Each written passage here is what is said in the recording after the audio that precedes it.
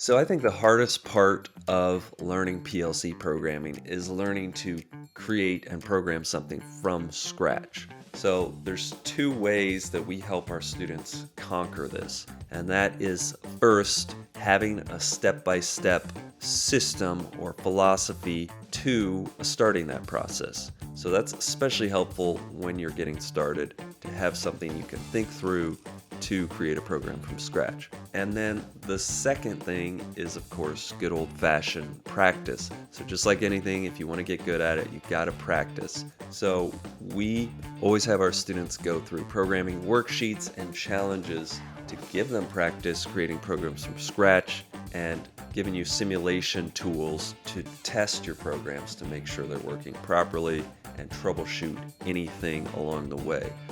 So, if you want to learn how to create PLC programs from scratch, check out the Confident PLC Programmer Accelerated Coaching Program.